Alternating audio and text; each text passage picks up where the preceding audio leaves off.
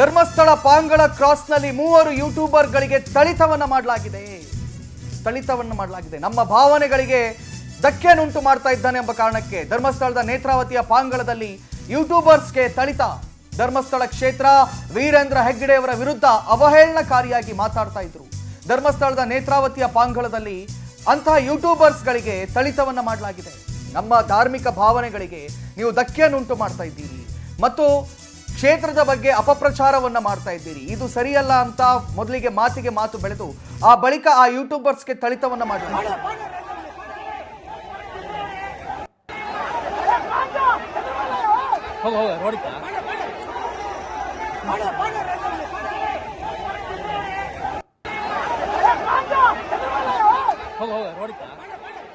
ಏನು ಪೊಲೀಸರು ಈ ಉದ್ರಿಕ್ತರನ್ನ ಸರಿಪಡಿಸುವಂತಹ ಸಮಾಧಾನ ಮಾಡುವಂತಹ ಪರಿಸ್ಥಿತಿಯನ್ನು ತಿಳಿಗೊಳಿಸಲಿಕ್ಕೆ ಹರಸಾಹಸವನ್ನ ಪಟ್ಟಿದ್ದಾರೆ.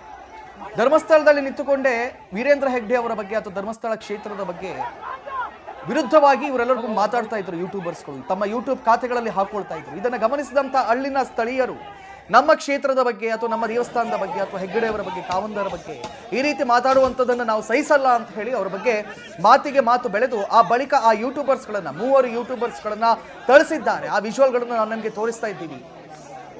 ಸೊ ಧರ್ಮಸ್ಥಳದಲ್ಲಿ ಈಗ ಏನು SIT ತನಿಖೆ ಆಗ್ತಾ ಇದೆ. 13 ಸ್ಥಳಗಳಲ್ಲಿ +1 11ಗೆ 14 ಸ್ಥಳಗಳಲ್ಲಿ ಏನು ತನಿಖೆಯನ್ನು ನಡೆಸ್ತಾ ಇದ್ದಾರೆ. ಈ ಸಂದರ್ಭದಲ್ಲಿ ಅನೇಕ ಮೀಡಿಯಾಗಳಿವೆ, ಅನೇಕ ಯೂಟ್ಯೂಬರ್ಸ್ಗಳು ಕೂಡ ಇದ್ದಾರೆ. ಆದರೆ ಕೆಲವು ಯೂಟ್ಯೂಬರ್ಸ್ಗಳು ಅದನ್ನು ನೇರವಾಗಿ ಕ್ಷೇತ್ರದ ವಿರುದ್ಧವಾಗಿ ಮಾತಾಡ್ತಾ ಇದ್ರು. ಇದನ್ನು ಗಮನಿಸಿದಂಥ ಅಲ್ಲಿನ ಕೆಲವು ಸ್ಥಳೀಯರು ಒಟ್ಟಾಗಿ ಅವರಿಗೆ ಥಳಿತವನ್ನು ಮಾಡಿದ್ದಾರೆ ಅನ್ನುವಂಥ ವಿವರಣೆ ಇದೀಗ ನಮಗೆ ಲಭ್ಯವಾಗ್ತಾ ಇದೆ. ನಾವು ವಿಜುವಲ್ಗಳಲ್ಲಿ ತೋರಿಸ್ತಾ ಇದ್ದೀವಿ. ನೋಡಿ ಪೊಲೀಸರು ಯಾವ ರೀತಿಯಲ್ಲಿ ಅವರನ್ನ ಸರಿಪಡಿಸುವಂತ ಕೆಲಸಕ್ಕೆ ಮುಂದಾಗ್ತಾ ಇದ್ದಾರೆ. ನೂರಾರು ಸಂಖ್ಯೆಯಲ್ಲಿ ಜನರು ನೆರೆದಿರುವಂಥದ್ದು. ಯಾಕೆ ನಮ್ಮ ಕ್ಷೇತ್ರದ ಬಗ್ಗೆ, ನಮ್ಮ ಭಾವನೆಗಳ ಬಗ್ಗೆ ಆಟ ಆಡ್ತಾ ಇದ್ದೀವಿ, ಯಾಕೆ ಪದೇ ಪದೇ ಅದನ್ನ ಅಲ್ಲ ಸುಳ್ಳು ಅಂತ ಹೇಳಿ ಬೇರೆ ಬೇರೆ ರೀತಿಯಲ್ಲಿ ಬಿಂಬಿಸುವಂತ ವಿಡಿಯೋಗಳನ್ನ ಮಾಡ್ತಾ ಇದ್ದೀವಿ ಅಂತ ಹೇಳಿ ಯೂಟ್ಯೂಬರ್ ಮೇಲೆ ದಾಳಿ ಮಾಡಲಾಗಿದೆ. ಸೊ ಎಸ್ಪೆಷಲಿ ವೀರೇಂದ್ರ ಹೆಗ್ಗಡೆ ಅವರ ವಿರುದ್ಧವಾಗಿ ಅವಹೇಳನಕಾರಿ ಮಾತುಗಳನ್ನು ಆಡ್ತಾ ಇದ್ದಾರೆ. ನಾವು ಕಾವಂದರು ಅಂತ ಕರಿತೇವೆ, ಅವರನ್ನ ಹೆಸರಿಟ್ಟು ಕೂಡ ಕರೆಯಲ್ಲ ಅಂತ ಗೌರವಯುತವಾಗಿ ನಾವು ಕಾವಂದರು ಅಂತ ಕರಿತೇವೆ. ಅಂಥದ್ರಲ್ಲಿ ನೀವು ಅವರ ಹೆಸರನ್ನ ಕರೆದು ಅದು ಇದೇ ನೆಲದಲ್ಲಿ ನಿಂತ್ಕೊಂಡು ಆ ಹೆಸರನ್ನ ಕರೆದು ಆ ಹೆಸರಿಗೆ ಚೀಮಾರಿ ಹಾಕುವಂಥದ್ದು ಅಥವಾ ವೀರೇಂದ್ರ ಹೆಗ್ಗಡೆ ಅವರ ಹೆಸರನ್ನ ಬಳಸಿಕೊಂಡು ಬೇರೆ ಬೇರೆ ರೀತಿಯಲ್ಲಿ ಅದನ್ನು ಉಲ್ಲೇಖ ಮಾಡುವಂಥದ್ದನ್ನ ಯಾವುದೇ ಕಾರಣಕ್ಕೂ ನಾವು ಸಹಿಸಕ್ಕಾಗಲ್ಲ ಅಂತ ಹೇಳಿ ಆ ಗ್ರಾಮಸ್ಥರು ಒಟ್ಟಾಗಿರುವಂಥದ್ದು. ಆ ಬಳಿಕ ಅಲ್ಲಿನ ಉದ್ವಿಗ್ನ ಪರಿಸ್ಥಿತಿ ನಿರ್ಮಾಣವಾಗಿದೆ, ಮಾತಿಗೆ ಮಾತು ಬೆಳೆದಿದೆ. ಯೂಟ್ಯೂಬರ್ಸ್ಗೆ ಥಳಿತವನ್ನು ಮಾಡಿದ್ದಾರೆ. ನಾವು ವಿಜುವಲ್ಗಳು ತೋರಿಸ್ತಾ ಇದ್ದೇವೆ. ಕೆಲವರು ಹೆದರಿ ಓಡ್ತಾ ಇದ್ದಾರೆ, ಅಪ್ಪ ತಪ್ಪಿಸ್ಕೊಂಡು ಬಿಡೋಣ ಇಲ್ಲಿಂದ ಅಂತ ಹೇಳಿ. 3 ಯೂಟ್ಯೂಬರ್ಗಳ ಮೇಲೆ ಸ್ಥಳೀಯರು ಹಲ್ಲೆಯನ್ನು ಮಾಡಿದ್ದಾರೆ. ಯಾಕಂತ ಹೇಳಿದ್ರೆ ನೋಡಿ, ಇನ್ನೂ ಕೂಡ ಅಲ್ಲಿ ತನಿಖೆ ಆಗ್ತಾ ಇದೆ ಅಷ್ಟೇ. SIT ಅವರು ಏನ್ ತನಿಖೆ ಮಾಡ್ತಾ ಇದ್ದಾರೆ, ಪರದೆಗಳನ್ನು ಕಟ್ಕೊಂಡು ಸಂಪೂರ್ಣವಾಗಿ ತನಿಖೆ ಮಾಡ್ತಾ ಇದ್ದಾರೆ ಅಥವಾ ಆ ರಿಪೋರ್ಟ್ಗಳನ್ನ SIT ಅವರು ಅಲ್ಲಿನ ಸ್ಥಳೀಯ ಪೊಲೀಸರಿಗೆ ಕೊಡ್ತಾ ಇಲ್ಲ, ಅವ್ರ ಹತ್ರನೇ ಇರುತ್ತೆ. ಅಂಥದ್ರಲ್ಲಿ ಯಾರೋ ಯೂಟ್ಯೂಬರ್ಗಳು ಮಾಡಿಕೊಂಡು ನಮಗೆ ಹಿಂಗಾಗಿದೆ ಅಲ್ಲ ಹಂಗಾಗಿದೆ ಅಂತ ಹೇಳಿದರೆ ಅಲ್ಲಿನ ಗ್ರಾಮಸ್ಥರ ಪರಿಸ್ಥಿತಿ ಏನಾಗಿರಬೇಕು? ಈಗಾಗಲೇ ಅಲ್ಲಿನ ಸ್ಥಳೀಯರು ಏನು ಅಲ್ಲೇ ಹುಟ್ಟಿ ಬದುಕಿ ಬಾಳಿದ್ರು, ಅವರಿಗೆ ಮಾನಸಿಕ ಪರಿಸ್ಥಿತಿ ಅನ್ನೋದು ಒಂದು ರೀತಿ ವಿಚಲಿತ ಆಗಿಬಿಟ್ಟಿದೆ. ನಮ್ಮೂರಲ್ಲಿ ಏನಪ್ಪ ಆಗ್ತಾ ಇದೆ, ಏನಾಗ್ತಾ ಇದೆ, ಎಲ್ಲ ಮೀಡಿಯಾಗಳು ಬಂದಿದ್ದಾರೆ, ಎಲ್ಲೆಲ್ಲೂ ಅಗಿತಾ ಇದ್ದಾರೆ. ಸೊ ಇಂಥ ಸಂದರ್ಭದಲ್ಲಿ ನೇರವಾಗಿ ಯೂಟ್ಯೂಬಲ್ಲಿ ವಿಡಿಯೋ ಮಾಡಿಕೊಂಡು ಕ್ಷೇತ್ರದ ಕಾವಂದರ ಬಗ್ಗೆ ಬಾಯಿಗೆ ಬಂದ ಹಾಗೆ ಮಾತಾಡಿದರೆ, ಆ ಜನರ ಭಾವನೆಗಳಿಗೆ ಧಕ್ಕೆಯನ್ನು ಉಂಟು ಮಾಡಿದರೆ, ಪದೇ ಪದೇ ಅವರನ್ನು ಕೆಣಕಿದರೆ ಈ ರೀತಿ ಕೆರಳುವಂಥದ್ದು ಸಹಜವೇ. ಆದರೆ ಪೊಲೀಸರು ಅದನ್ನು ಸುಮ್ಮನೆ ಏನು ಬಿಡಲಿಲ್ಲ. ಪೊಲೀಸರು ನೇರವಾಗಿ ಯಾವ ಕ್ರಮಗಳನ್ನು ಕೈಗೊಳ್ಳಬೇಕು ಆ ಕ್ರಮ ಕೈಗೊಂಡಿದ್ದಾರೆ. ಆ ಪರಿಸ್ಥಿತಿಯನ್ನು ತಿಳಿಗೊಳಿಸುವಂಥ ಪ್ರಯತ್ನವನ್ನು ಕೂಡ ಮಾಡಿದ್ದಾರೆ, ತಿಳಿಗೊಳಿಸಿದ್ದಾರೆ ಕೂಡ. ಆದರೆ ಆ 3 ಯೂಟ್ಯೂಬರ್ಸ್ ಮೇಲೆ ಮಾತ್ರ ಥಳಿತ ಆಗಿದೆ. ಯಾಕೆ ನಮ್ಮ ಭಾವನೆಗಳ ಜೊತೆ ಆಟ ಆಡ್ತಾ ಇದ್ದೀರಿ ಪದೇ ಪದೇ? ನೀವು ಯಾರ ಹೆಸರನ್ನ ಹೇಳ್ತೀರೋ ಅವರಲ್ಲಿ ನಾವು ನಡೆದಾಡುವ ದೇವರನ್ನ ನೋಡಿದ್ದೀವಿ. ನಾವು ಅವರಲ್ಲಿ ಬಹಳ ಭಕ್ತಿಪೂರ್ವಕವಾಗಿ ನಾವು ಹುಟ್ಟಿದಾಗಿನಿಂದ ಇಲ್ಲಿವರೆಗೂ ಅವರು ನೋಡ್ಕೊಂಡು ಬಂದಿದ್ದೀವಿ. ನೀವೀಗ ಬಂದು ಬಾಯಿಗೆ ಬಂದಂಗೆ ಮಾತಾಡಿದರೆ ಅದನ್ನು ಸಹಿಸಕ್ಕೆ ಯಾವುದೇ ಕಾರಣಕ್ಕೆ ಸಾಧ್ಯವಿಲ್ಲ ಅಂತ ಹೇಳಿ ಅಲ್ಲಿನ ಗ್ರಾಮಸ್ಥರು ವಿಜುವಲ್ಗಳಲ್ಲಿ ನೋಡ್ತಾ ಇದ್ದೀರಿ. ಒಂದಲ್ಲ ಎರಡಲ್ಲ, ನೂರಾರು ಜನರು, ಗ್ರಾಮಸ್ಥರು, ಸ್ಥಳೀಯರು ಒಟ್ಟಾಗಿ ಬಂದು ಆ ಯೂಟ್ಯೂಬರ್ಗೆ ಪ್ರಶ್ನೆ ಮಾಡಿ ಆತನ ಮೇಲೆ ಥಳಿಸಿದ್ದಾರೆ. ಆತನಿಗೆ ಸುಳ್ಳು ಸುದ್ದಿಯನ್ನು ಪ್ರಸಾರ ಮಾಡ್ತಾ ಇದ್ದ ಅಂತ ಇದ್ದ. ಆ ಸುಳ್ಳು ಸುದ್ದಿಯನ್ನು ಪ್ರಸಾರ ಮಾಡ್ತಾ ಇದ್ದ. ಯಾವುದೇ ಕ್ಲಾರಿಟಿ ಇಲ್ಲ, ಯಾರಿಗೂ ಕ್ಲಾರಿಟಿ ಇಲ್ಲ. SIT ಟೀಮಲ್ಲಿ ಇರುವವರಿಗೆ ಅಲ್ಲಿ ಏನಾಗ್ತಿದೆ ಅಂತ ಗೊತ್ತಿಲ್ಲ. ಅಂಥದ್ರಲ್ಲಿ ಇವರು ಬಾಯಿಗೆ ಬಂದಂಗೆ ಇಲ್ಲ SIT ಅಲ್ಲಿ ಹಿಂಗೆ ಆಯ್ತಂತೆ, ಹಂಗಾಯ್ತಂತೆ, ಅದು ಸಿಕ್ತಂತೆ, ಇದು ಸಿಕ್ತಂತೆ ಅಂತ ಹೇಳುವಂಥದ್ದು ಅದು ಸರಿಯಲ್ಲ ಅಂತ ಹೇಳಿ ಆ ಭಾಗದ ಗ್ರಾಮಸ್ಥರು ಪ್ರಶ್ನೆ ಮಾಡಿದ್ದಾರೆ. ಇನ್ನು ಈ ಕುರಿತಾಗಿ ಹೆಚ್ಚಿನ ಮಾಹಿತಿಯನ್ನು ನೀಡಲಿಕ್ಕೆ ನನ್ನ ಜೊತೆಯಲ್ಲಿ ನಮ್ಮ ಹಿರಿಯ ಪ್ರತಿನಿಧಿ ಅರುಣ್ ಬಿ ಅವರು ನನ್ನ ಜೊತೆ ನೇರ ಸಂಪರ್ಕದಲ್ಲಿದ್ದಾರೆ. ಅರುಣ್, ಇದು ಒಟ್ಟಾರೆಯಾಗಿ ಆಲ್ರೆಡಿ ಅಲ್ಲಿ ಆ ಭಾಗದ ಜನರ ಮಾನಸಿಕ ಪರಿಸ್ಥಿತಿಗಳು ಹದಗೆಡ್ತಾ ಇವೆ. ಯಾಕಂತ ಹೇಳಿದ್ರೆ ಅಲ್ಲಿ ಏನೆಲ್ಲ ಆಗ್ತಾ ಇದೆ ನಿಮಗೆ ಗೊತ್ತಿದೆ. ಅದರ ಜೊತೆಯಲ್ಲಿ ಅಲ್ಲೇ ನಿಂತ್ಕೊಂಡು ಇವರು ಅಲ್ಲಿ ಯಾರನ್ನ ಬಹಳ ಗೌರವಯುತವಾಗಿ ಆ ಜನರು ಕಾಣ್ತಾ ಇದ್ರು, ಅವರ ಬಗ್ಗೆ ಬೇಡದ್ದೆಲ್ಲ ಮಾತಾಡಿದಾಗ ಇಂತಹ ಆಕ್ರೋಶಗಳು ಹೊರಬರ್ತದೆ ಅಂತ ಹೇಳಿ ನೀವೇನ್ ಹೇಳ್ತೀರಿ? ಕಾರ್ತಿಕ್, ಇವತ್ತು ಎಲ್ಲವೂ ಶುರುವಾಗಿದ್ದು ಬಿಗ್ ಬಾಸ್ ನ ಖ್ಯಾತಿಯ ರಜತ್ ಅನ್ನುವ ವ್ಯಕ್ತಿ ಸೌಜನ್ಯ ಅವರ ನಿವಾಸಕ್ಕೆ ಭೇಟಿ ಕೊಟ್ಟಿದ್ರು. ಆ ಸಂದರ್ಭದಲ್ಲಿ ಕೆಲವು ಯೂಟ್ಯೂಬರ್ಗಳು ರಜತ್ ಅವ್ರನ್ನ ಸಂದರ್ಶನ ಮಾಡೋದಕ್ಕೋಸ್ಕರ ಹೋಗಿದ್ದಾರೆ. ವಿಶೇಷವಾಗಿ ಧರ್ಮಸ್ಥಳದ ಸಮೀಪ ಇರುವಂತ ಪಾಂಗಳ ಕ್ರಾಸ್ ಏನಿದೆ, ಪಾಂಗಳ ಕ್ರಾಸ್ ಬಳಿ ರಜತ್ ಅವ್ರನ್ನ ನಿಲ್ಲಿಸ್ಕೊಂಡು ಯೂಟ್ಯೂಬರ್ಗಳು ಅವ್ರನ್ನ ಸಂದರ್ಶನ ಮಾಡ್ತಾ ಇದ್ರು. ಆ ಸಂದರ್ಭದಲ್ಲಿ ನೇರವಾಗಿ ರಜತ್ ಅವ್ರು ಇರ್ಬೋದು ಅಥವಾ ಆ ಯೂಟ್ಯೂಬರ್ಗಳಿರ್ಬಹುದು ಧರ್ಮಸ್ಥಳದ ಧರ್ಮಾಧಿಕಾರಿ ಡಾಕ್ಟರ್ ವೀರೇಂದ್ರ ಹೆಗಡೆ ಅವರ ಬಗ್ಗೆ ಕೆಲವು ರೀತಿಯ ಒಂದು ಕೆಟ್ಟದಾದಂತಹ ಒಂದು ವಿಷಯಗಳನ್ನ ಪ್ರಚಾರ ಮಾಡ್ತಾ ಇದ್ರು. ರಜತ್ ಅವ್ರ ಬಾಯಿಂದ ಕೂಡ ಅದನ್ನೇ ಹೇಳಿಸುವಂತ ಒಂದು ಪ್ರಯತ್ನವನ್ನ ಮಾಡ್ತಾ ಇದ್ರು. ಜೊತೆಗೆ ಆ ಯೂಟ್ಯೂಬರ್ಗಳು ತಮ್ಮ ವಾಹನಗಳ ಮೇಲೆ ಸೌಜನ್ಯಗೆ ನ್ಯಾಯ ಕೊಡಿಸ್ಬೇಕು ಅಂತ ಹೇಳಿ ಆ ಸ್ಟಿಕ್ಕರ್ ಗಳನ್ನ ಹಾಕೊಂಡು ಬಂದ್ರು. ಅಂದ್ರೆ ಒನ್ ಸೈಡೆಡ್ ಮಾಡ್ತಾ ಇದ್ರು. ಇದು ಧರ್ಮಸ್ಥಳದ ಬಹುತೇಕ ಅಲ್ಲಿಯ ಸ್ಥಳೀಯರಿಗೆ ಕೋಪಕ್ಕೆ ಕಾರಣ ಆಗಿತ್ತು. ಇರುವಂತ ಸತ್ಯಾಂಶಗಳನ್ನ ಯಾರು ಹೇಳಿದ್ರೆ ಯಾರು ಒಪ್ಕೋಬಹುದು. ಅದು ಬಿಟ್ಟು ಯೂಟ್ಯೂಬರ್ಗಳು ತಮ್ಮದೇ ಆದಂತ ರೀತಿಯಲ್ಲಿ ವಿಚಿತ್ರವಾಗಿ ಧರ್ಮಸ್ಥಳಕ್ಕೆ ಕೆಟ್ಟ ಹೆಸರು ತರುವಂತ ರೀತಿಯಲ್ಲಿ, ಧರ್ಮಸ್ಥಳದ ಧರ್ಮಾಧಿಕಾರಿಗೆ ಕೆಟ್ಟ ಹೆಸರು ತರುವಂತ ರೀತಿಯಲ್ಲಿ ಅಪಪ್ರಚಾರ ಮಾಡ್ತಿದ್ದ ಹಿನ್ನೆಲೆಯಲ್ಲಿ ಧರ್ಮಸ್ಥಳದ ಬಹುತೇಕ ಸ್ಥಳೀಯರೆಲ್ಲ ರೊಚ್ಚಿಗೆದ್ದಿದ್ರು. ಹಾಗಾಗಿ ಇವತ್ತು ಆ ಯೂಟ್ಯೂಬರ್ಗಳನ್ನ ಸ್ಥಳೀಯರು ಬಹಳ ಸಂಖ್ಯೆಯಲ್ಲಿ ಅಲ್ಲಿ ನೆರೆದಿದ್ದು ಅವರನ್ನ ಪ್ರಶ್ನೆ ಮಾಡುವಂತ ಒಂದು ಪ್ರಯತ್ನ ಮಾಡಿದ್ದಾರೆ. ಆ ಸಂದರ್ಭದಲ್ಲಿ ಯೂಟ್ಯೂಬರ್ಗಳ ಪರವಾಗಿ ಅದೇ ರೀತಿ ರಜತ್ನ ಪರವಾಗಿಯೂ ಕೂಡ ಬಹಳಷ್ಟು ಜನ ಮತ್ತೊಂದು ಕಡೆ ಜಮಾಯಿಸಿದ್ರು. ಎರಡೂ ಕಡೆಯವರನ್ನ ತಡೆಯೋದಕ್ಕೆ ಮಧ್ಯೆ ಇದ್ದಂತ ಪೊಲೀಸರು ಹರಸಾಹಸ ಪಟ್ಟಿದ್ದಾರೆ. ಆದ್ರೆ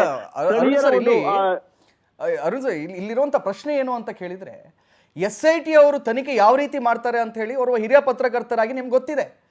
ಈ SIT ಅವ್ರು ತನಿಖೆ ಮಾಡುವಂಥದ್ದು ಅವರ ಪಕ್ಕದಲ್ಲಿರುವವರಿಗೆ ಗೊತ್ತಾಗ್ತಿರಲ್ಲ ಅಲ್ಲಿ ಏನೇನು ಆಗ್ತಾ ಇದೆ ಅಂತ ಹೇಳಿ. ಅಂಥದ್ರಲ್ಲಿ ಈ ಮೊಬೈಲ್ ಹಿಡ್ಕೊಂಡು ವಿಡಿಯೋ ಮಾಡುವವರಿಗೆ ಅಯ್ಯೋ ಇಲ್ಲಿ ಇಂತಿಂಥದ್ದಾಗಿದೆ, ಅಲ್ಲಾಗಿದೆ, ಹಿಂಗಿಂಗೆ ಡಾಕ್ಯುಮೆಂಟ್ಗಳನ್ನ ರೆಡಿ ಮಾಡ್ಕೊಂಡಿದ್ದಾರೆ, ಇದನ್ನೆಲ್ಲ ಹೇಳ್ತಾರಲ್ಲ, ಇದನ್ನೆಲ್ಲ ನಂಬುವಂಥದ್ದ ಜನರು ಇದನ್ನ ನಂಬ್ತಾ ಇದ್ದಾರಲ್ಲ, ಅದ್ರ ಬಗ್ಗೆ ಏನು ಹೇಳ್ತೀರಿ? ಅಲ್ಲ, ಇಲ್ಲಿ ಪ್ರಮುಖವಾಗಿ SIT ತನಿಖೆ ಏನ್ ನಡೀತಾ ಇದೆ, ಅದರ ಬಗ್ಗೆ ವಿವರ ಕೊಡುವಂತದ್ದಾಗ್ಲಿ ಯಾವುದೇ ರೀತಿ ಒಳ್ಳೇದಲ್ಲ. ತನಿಖೆಗೆ ಅದು ದಾರಿ ತಪ್ಪಿಸುವಂತ ಕೆಲಸ. ಆ ದಾರಿ ತಪ್ಪಿಸುವಂತ ಕೆಲಸವನ್ನ ಯೂಟ್ಯೂಬರ್ಗಳು ಮಾಡ್ತಿದ್ರು, ಅದಂತೂ ನಿಶ್ಚಿತ. ಅದರಲ್ಲೂ ವಿಶೇಷವಾಗಿ ಧರ್ಮಾಧಿಕಾರಿಗಳ ಮೇಲೆ ವೀರೇಂದ್ರ ಹೆಗಡೆ ಅವರ ಬಗ್ಗೆ ಅಪಪ್ರಚಾರ ಮಾಡ್ತಾ ಇದ್ದಂಥದ್ದು ಆ ಯೂಟ್ಯೂಬರ್ಗಳ ಒಂದು ಜಾಲನೆ ಅದರಲ್ಲಿ ಕಾರ್ಯನಿರ್ವಹಿಸ್ತಾ ಇತ್ತು. ವಿಶೇಷವಾಗಿ ಸಮೀರ್ ಇರ್ಬೋದು, ಮತ್ತೊಬ್ಬ ಇರ್ಬೋದು, ಅವರೆಲ್ಲರೂ ಸೇರ್ಕೊಂಡು ಒಂದು ರೀತಿ ಏಕಪಕ್ಷೀಯವಾದಂತ ವರದಿಗಳನ್ನ ಪ್ರಸಾರ ಮಾಡ್ತಿದ್ರು. ಸಮಾಜದಲ್ಲಿ ಡಾಕ್ಟರ್ ವೀರೇಂದ್ರ ಹೆಗಡೆ ಅವರ ಬಗ್ಗೆ ಕೆಟ್ಟ ಹೆಸರು ಬರಬೇಕು ಅಥವಾ ಧರ್ಮಸ್ಥಳದ ಬಗ್ಗೆ ತುಂಬಾ ಒಂದು ರೀತಿಯ ಕೆಟ್ಟ ಭಾವನೆ ಬರಬೇಕು ಅನ್ನುವಂತ ರೀತಿಯಲ್ಲಿ ಅವರು ವರ್ತನೆಯನ್ನ ಮಾಡ್ತಾ ಇದ್ರು. ಇದು ಧರ್ಮಸ್ಥಳದ ಸ್ಥಳೀಯರೆಲ್ಲರಿಗೂ ಕೂಡ ತೀವ್ರವಾದಂತ ಆಕ್ರೋಶಕ್ಕೆ ಕಾರಣ ಆಗಿತ್ತು. ಯಾಕಂದ್ರೆ ಧರ್ಮಸ್ಥಳದಲ್ಲಿ ಏನು ನಡೀತಾ ಇದೆ, ಯಾರು ಸಹಾಯಕರಾಗಿದ್ದಾರೆ, ಯಾರು ಜನರಿಗೆ ಸಹಾಯ ಮಾಡ್ತಾ ಇದ್ದಾರೆ ಅನ್ನೋದು ಬಹುಶಃ ಅಲ್ಲಿರುವಂತ ಸ್ಥಳೀಯರಿಗೆ ಚೆನ್ನಾಗಿ ಗೊತ್ತು. ಅಲ್ಲಿ ಯಾರ ಮೇಲಾದ್ರೂ ಅನ್ಯಾಯ ಆಗಿದ್ರೆ, ದೌರ್ಜನ್ಯ ಆಗಿದ್ರೆ, ಹೆಣ್ಮಕ್ಳ ಬಗ್ಗೆ ಕೆಟ್ಟದಾಗಿ ಯಾರಾದ್ರೂ ನಡ್ಕೊಳ್ತಾ ಇದ್ರೆ ಅಲ್ಲಿರುವಂತ ಪ್ರತಿಯೊಬ್ಬ ಸ್ಥಳೀಯರ ಗಮನಕ್ಕೂ ಅದು ಬಂದೇ ಬರುತ್ತೆ. ಇದುವರೆಗೂ ಕೂಡ ಆ ವಿಷಯ ಸ್ಥಳೀಯರು ಎಂದೂ ಕೂಡ ಧರ್ಮಸ್ಥಳದ ಧರ್ಮಾಧಿಕಾರಿಯವರ ವಿರುದ್ಧ ಎಂದೂ ಕೂಡ ಸ್ಥಳೀಯರು ಧ್ವನಿ ಎತ್ತಿಲ್ಲ, ಎಂದೂ ಕೂಡ ಧರ್ಮಾಧಿಕಾರಿಯವರ ವಿರುದ್ಧ ಅವರು ನಡ್ಕೊಂಡಿಲ್ಲ. ಹಾಗಿರ್ಬೇಕಾದ್ರೆ ಎಲ್ಲಿಂದಲೋ ಬಂದಿರುವಂತ ವ್ಯಕ್ತಿಗಳು, ಈಗ ಪ್ರಮುಖವಾಗಿ ಗಿರೀಶ್ ಮಟ್ಟಣ್ಣನವರೇ ಇರಬಹುದು ಅಥವಾ ತಿಮ್ಮರೂಡಿ ಅವರು ಇರ್ಬೋದು, ಅವ್ರು ಯಾರೂ ಕೂಡ ಧರ್ಮಸ್ಥಳದ ಸ್ಥಳೀಯರು ಅಲ್ಲವೇ ಅಲ್ಲ. ಸೌಜನ್ಯ ಕೇಸ್ ಇರ್ಬೋದು ಅಥವಾ ಇನ್ಯಾವುದೋ ಅನನ್ಯ ಭಟ್ ಕೇಸ್ ಇರ್ಬೋದು, ಒಂದಾದ ಮೇಲೆ ಒಂದಂತ ಆ ಪ್ರಕರಣಗಳನ್ನು ತೆಗೆದುಕೊಂಡು ಪ್ರತಿ ಪ್ರಕರಣದಲ್ಲೂ ಕೂಡ ಧರ್ಮಾಧಿಕಾರಿಯವರ ನಿಂದನೆ ಮಾಡೋದನ್ನೇ ಪ್ರಧಾನವಾಗಿ ಅವರು ಇಟ್ಕೊಳ್ತಿದ್ರು. ಇದು ಪ್ರತಿ ಹಂತದಲ್ಲೂ ಕೂಡ ಸ್ಥಳೀಯರ ಆಕ್ರೋಶಕ್ಕೆ ಕಾರಣ ಆಗಿರ್ತಿತ್ತು. ವಾಸ್ತವ ಸ್ಥಿತಿ ಏನಿದೆ ಅದನ್ನ ಹೇಳಿದ್ರೆ ಯಾರಿಗೂ ಕೂಡ ಏನು ಅನ್ನಿಸ್ತಾ ಇರಲಿಲ್ಲ. ಆದ್ರೆ ವಾಸ್ತವ ಸ್ಥಿತಿಯನ್ನು ಬಿಟ್ಟು ತಿರುಚಿದ ಅಥವಾ ಏನು ವಿರೂಪಗೊಳಿಸಿದಂತ ವರದಿಗಳನ್ನ ಪ್ರಚಾರ ಮಾಡ್ತಾ ಯಾರಿಗೋ ಹೇಳ್ಕೊಟ್ಟು ಅವ್ರ ಮೂಲಕ ಕೆಲವು ಹೇಳಿಕೆಗಳನ್ನ ಕೊಡಿಸಿ ಆ ಮೂಲಕ ತಾವೇನೋ ದೊಡ್ಡ ಕೆಲಸ ಮಾಡ್ಬಿಡ್ತಾ ಇದೀವಿ ಅನ್ನುವಂತ ರೀತಿ ಪ್ರಚಾರವನ್ನ ಗಿಟ್ಟಿಸ್ಕೊಳ್ತಾ ಇದ್ರು. ಇದು ಸ್ಥಳೀಯರ ಆಕ್ರೋಶಕ್ಕೆ ಕಾರಣ ಆಗಿದ್ದು. ಹಾಗಾಗಿ ಇವತ್ತು ಆ ಆಕ್ರೋಶ ಅಥವಾ ಅವರ ಸಹನೆಯ ಕಟ್ಟೆ ಹೊಡೆದಿದೆ. ಅದರ ಪರಿಣಾಮವಾಗಿನೇ ಆ ಯೂಟ್ಯೂಬರ್ಗಳ ಮೇಲೆ ದಾಳಿ ಮಾಡುವಂತ ಒಂದು ಪ್ರಯತ್ನವನ್ನ ಸ್ಥಳೀಯರು ಮಾಡಿದ್ದಾರೆ. ಅದೇ ವೇಳೆ ಯೂಟ್ಯೂಬರ್ಗಳ ಪರವಾಗೂ ಸಹ ಹಲವಾರು ಜನ ಅಲ್ಲಿ ಬಂದು ನಿಂತಿದ್ರು. ಅವರೂ ಸಹ ಈ ಕಲ್ಲು ತೂರಾಟದಲ್ಲಿ ಭಾಗಿಯಾಗಿದ್ದಾರೆ. ಪ್ರಮುಖವಾಗಿ ಯೂಟ್ಯೂಬರ್ಗಳ ಪರವಾಗಿ ಮತ್ತೊಂದು ದಿಕ್ಕಿನಲ್ಲಿ ನಿಂತಿದ್ದಂತವರು ಅವರು ಮೊದಲು ಕಲ್ಲನ್ನು ತೂರುವುದಕ್ಕೆ ಶುರು ಮಾಡಿದ್ದಾರೆ. ಪೊಲೀಸರು ಎರಡೂ ಕಡೆಯವರನ್ನ ಚದುರಿಸಿ ದೂರ ಸರಿಸುವಂತಹ ಪ್ರಯತ್ನ ಮಾಡಿದ್ರು ಸಹ ಪೊಲೀಸರ ಮಾತಿಗೂ ಬೆಲೆ ಕೊಡದೆ ಯೂಟ್ಯೂಬರ್ಗಳು ಹಾಗೂ ಸೌಜನ್ಯ ಪರ ಹೋರಾಟ ಮಾಡುತ್ತಿರುವಂತಹ ಹೋರಾಟಗಾರರ ಒಂದು ಗುಂಪು ಏನಿದೆ, ಆ ಗುಂಪು ಸ್ಥಳೀಯರ ಮೇಲೆ ತಿರುಗಿ ಬೀಳುವ ಪ್ರಯತ್ನ ಮಾಡಿದ್ದಾರೆ. ಈ ರೀತಿ ಉದ್ರಿಕ್ತರಾದಂತಹ ಸ್ಥಳೀಯರು ಭಾರಿ ಸಂಖ್ಯೆಯಲ್ಲಿ ಅಲ್ಲಿ ಬಂದಿದ್ದಂತಹ ಸಂದರ್ಭದಲ್ಲಿ ಪೊಲೀಸರು ಮನವಿ ಮಾಡುವುದು ಸಹ ಪರಿಸ್ಥಿತಿಯನ್ನು ಅರ್ಥ ಮಾಡ್ಕೊಳ್ಳಿ ಅಂತ ಹೇಳಿದ್ರು ಕೂಡ ಯೂಟ್ಯೂಬರ್ಗಳು ತಮ್ಮ ಕಡೆಯೂ ಜನ ಇದ್ದಾರೆ ಅನ್ನುವಂತ ಒಂದು ರೀತಿಯ ಅಹಂ ತೋರಿಸ್ಕೊಂಡು ಅಲ್ಲಿ ನಿಂತಿದ್ದು ಇಷ್ಟೆಲ್ಲಾ ಒಂದು ಗೊಂದಲಕ್ಕೆ ಅಥವಾ ಘರ್ಷಣೆಗೆ ಕಾರಣ ಆಗಿರುವಂತದ್ದು ಕಾರ್ತಿಕ್. ಎಸ್ ಎಸ್ ಎಸ್ ಖಂಡಿತವಾಗಿ. ಯಾಕಂದ್ರೆ ಹೇಳಿದ್ರೆ ನೀವು ಹೇಳಿದ್ರಿ ಆ ಭಾಗದ ಜನರು ಯಾವತ್ತೂ ಕೂಡ ವೀರೇಂದ್ರ ಹೆಗ್ಡೆ ಅವರನ್ನ ದೂರಿದವರಲ್ಲ ಅಂತ ಹೇಳಿ. ದೂರಿದವ್ರು ಬಿಡಿ, ಅವರ ಹೆಸರಿಟ್ಟು ಕರೆಯಲ್ಲ, ಅಲ್ಲಿ ಕಾವಂದರು ಅಂತ ಕರೀತಾರೆ ಅವರನ್ನ. ಅಂತ ಸ್ಥಳದಲ್ಲಿ ನಿಂತ್ಕೊಂಡು ಕಾವಂದರು ಅನ್ನುವ ಹೆಸರನ್ನ ತಿರುಚಿ ಬೇರೆ ರೀತಿಯಲ್ಲಿ ಹೇಳಿದ್ರೆ, ಅಥವಾ ಈ ಸಂದರ್ಭದಲ್ಲಂತೂ ಬಹಳ ಸೂಕ್ಷ್ಮವಾಗಿರ್ತಕ್ಕಂಥ ಪ್ರದೇಶ ಅಲ್ಲಿ. ಈಗ ಈ ಬಿಗ್ ಬಾಸ್ ಖ್ಯಾತಿಯ ಇದು ಯಾರು ರಜತ್ ಅನ್ನೋನು ಅಲ್ಲಿ ಹೋಗಿ ಅಲ್ಲೂ ವಿಡಿಯೋ ಮಾಡೋದು, ಇದರದ್ದೆಲ್ಲ ಅವಶ್ಯಕತೆ ಇತ್ತಾ ಅಂತ ಹೇಳಿ. ಖಂಡಿತವಾಗಿ ಇದು ಒಂದು ರೀತಿ ಒಂದು ಹಂತದಲ್ಲಿ ಯಾವ ಅನಾಮಿಕ ಅಥವಾ ಭೀಮ ಅವನನ್ನ ಪುಸಲಾಯಿಸಿ ಅಲ್ಲಿಗೆ ಮುಂದೆ ಬಿಟ್ಟಿದ್ರು, ಆದ್ರೆ ಆ ಪ್ರಯತ್ನವೂ ವಿಫಲವಾಗ್ತಾ ಇದೆ. ಅನಾಮಿಕ ಭೀಮ ಏನು ಸಾವಿರಾರು ಹೆಣಗಳನ್ನ ನೂರಾರು ಶವಗಳನ್ನ ಅಲ್ಲಿ ನಾನೇ ಮಣ್ಣು ಮಾಡಿದ್ದೇನೆ ಅಂತ ಹೇಳ್ಕೊಂಡ್ ಬಂದಿದ್ದ, ಅವನೇ ತೋರಿಸಿದಂತ 13 ಸ್ಥಳಗಳಲ್ಲಿ 13 ಪಾಯಿಂಟ್ಗಳಲ್ಲಿ ಹುಡುಕಾಡಿದ್ರು ಸಹ ಏನೂ ಸಿಕ್ಕಿರುವಂತ ಒಂದೋ ಎರಡೋ ಅಸ್ಥಿಪಂಜರ ಸಹ ಅದು ಮಹಿಳೆಯ ಅಸ್ಥಿಪಂಜರವೇ ಅಲ್ಲ, ಪುರುಷನ ಅಸ್ಥಿಪಂಜರ ಅಂತ ಹೇಳಿ ಗೊತ್ತಾಗಿದೆ. ಹೀಗಾಗಿ ಪ್ರತಿ ಹಂತದಲ್ಲೂ ಸಹ ತಿಮ್ಮರುಡಿ ಅಂಡ್ ಗ್ಯಾಂಗ್ಗೆ ಹಿನ್ನಡೆ ಆಗ್ತಾ ಇದೆ. ಇದುವರೆಗೆ ಆ ಯಾವ ಯೂಟ್ಯೂಬರ್ಗಳು ತಿರುಚಿದಂತ ಸುದ್ದಿಗಳನ್ನ ಪ್ರಸಾರ ಮಾಡ್ತಿದ್ರು ಅವೆಲ್ಲವೂ ಸುಳ್ಳು ಅನ್ನೋದು ಈಗ ಜಗತ್ತಿಗೆ ಗೊತ್ತಾಗ್ತಾ ಇದೆ. ಈ ಹಂತದಲ್ಲಿ ಹತಾಶರಾಗಿರುವಂತಹ ಯೂಟ್ಯೂಬರ್ಗಳಿರ್ಬೋದು ಅಥವಾ ಅವರ ಜೊತೆ ಇರುವಂತಹ ತಿಮ್ಮರುಡಿ ಅಂಡ್ ಗ್ಯಾಂಗ್ ಇರಬಹುದು, ಅವರು ಹತಾಶೆಯಿಂದಾಗಿ ಬೇರೆ ಬೇರೆ ರೀತಿಯ ಒಂದು ಕೃತ್ಯಗಳಿಗೆ ಕೈ ಹಾಕ್ತಾ ಇದ್ದಾರೆ. ಒಂದಾದ ಮೇಲೆ ಒಂದಂತೆ ಅಪಪ್ರಚಾರ ಕೆಲಸಗಳಿಗೆ ಕೈ ಹಾಕ್ತಾ ಇದ್ದಾರೆ. ಇದೇ ಪ್ರಮುಖವಾಗಿ ಧರ್ಮಸ್ಥಳದ ಸ್ಥಳೀಯರ ಆಕ್ರೋಶಕ್ಕೆ ಕಾರಣ ಆಗಿರುವಂತದ್ದು ಕಾರ್ತಿಕ್. ಎಸ್ ಖಂಡಿತ. ಯಾಕಂತ ಹೇಳಿದ್ರೆ ನೋಡ್ತಾರೆ, ಎಲ್ಲರಿಗೂ ಕೂಡ ಒಂದು ಸಹನೆ ಅನ್ನೋದು ಇರುತ್ತೆ. ಆ ಸಹನೆಯ ಕಟ್ಟೆ ಒಡೆದಾಗ ಸಾಮಾನ್ಯವಾಗಿ ಮೃದು ಸ್ವಭಾವದ ಮನುಷ್ಯನು ಕೂಡ ಈ ರೀತಿಯಲ್ಲಿ ಗಲಾಟೆಗೆ ಮುಂದಾಗ್ತಾನೆ. ಯಾಕಂತ ಹೇಳಿದ್ರೆ ಅಲ್ಲಿನ ವಾತಾವರಣ ನಿರಂತರವಾಗಿ ಕ್ಷೇತ್ರದ ಹೆಸರನ್ನ ಇಟ್ಕೊಂಡು, ಕಾವಂದರ ಹೆಸರನ್ನ ಇಟ್ಕೊಂಡು ಬೇರೆ ಬೇರೆ ವಿಡಿಯೋಗಳನ್ನ ಏನೋ ಒಂದು ವ್ಯೂಸ್ ಬರುತ್ತೆ, ಒಂದಿಷ್ಟು ಯೂಟ್ಯೂಬಲ್ಲಿ ದುಡ್ಡು ಬರುತ್ತೆ ಅನ್ನುವ ಕಾರಣಕ್ಕೆ ನಿರಂತರವಾಗಿ ಅದನ್ನು ಹೇಳ್ತಾ ಇದ್ರೆ, ಅದು ಕೂಡ SIT ತನಿಖೆ ಆಗ್ತಾ ಇದೆ.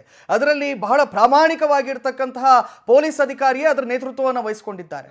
ಇಷ್ಟಾದರೂ ಕೂಡ ಅಲ್ಲಿ ಪ್ರಾಮಾಣಿಕವಾಗಿ ತನಿಖೆ ಆಗ್ತಿರುವ ಸಂದರ್ಭದಲ್ಲಿ ಕೂಡ ಇವರು ಪದೇ ಪದೇ ಕೆಣುಕುವ ಉದ್ದೇಶ ಏನಿರಬಹುದು ಅಂತ ಹೇಳಿ. ಹಲೋ ಅರುಣ್ ಸರ್, ಕೇಳಿಸ್ತಾ ಇದೆಯಾ? ಎಸ್, ಬಹುಶಃ ಸಂಪರ್ಕ ಸಾಧ್ಯ ಆಗ್ತಾ ಇಲ್ಲ ಅಂತ ಕಾಣುತ್ತೆ. ಮತ್ತೊಮ್ಮೆ ಸಂಪರ್ಕಿಸುವ ಪ್ರಯತ್ನವನ್ನು ಮಾಡ್ತೇನೆ. ಆದರೆ ಒಟ್ಟಾರೆಯಾಗಿ ಇದರ ಉದ್ದೇಶ ಏನು ಅನ್ನೋದನ್ನು ನಾವು ಗಮನಿಸಬೇಕಾಗತ್ತೆ. ಏನಿದ್ರೆ ಹಿಂದಿನ ಉದ್ದೇಶ? ಅಲ್ಲಿ ಕರೆಕ್ಟಾಗಿ ತನಿಖೆ ಆಗುವಂಥದ್ದು ಆಗ್ತಾನೆ ಇದೆ. ಎಲ್ಲರೂ ಕೂಡ ಕುತೂಹಲದಿಂದ ಕಾಯ್ತಾ ಇದ್ದಾರೆ, ನೋಡೋಣ ಏನು ಔಟ್ಪುಟ್ ಹೊರಗಡೆ ಬರುತ್ತೆ ಅಂತ ಹೇಳಿ. ಇಂಥ ಸಂದರ್ಭದಲ್ಲಿ ಅಲ್ಲಿ ಹೋಗಿ ನ್ಯೂಸೆನ್ಸ್ಗಳನ್ನು ಕ್ರಿಯೇಟ್ ಮಾಡುವಂಥ ಅವಶ್ಯಕತೆ ಏನಿದೆ? ಪೊಲೀಸರು, SIT ಅಧಿಕಾರಿಗಳು ಈ ರೀತಿಯಲ್ಲಿ ಕೂಡ ತನಿಖೆಯನ್ನು ನಡೆಸಬೇಕಾಗುತ್ತೆ.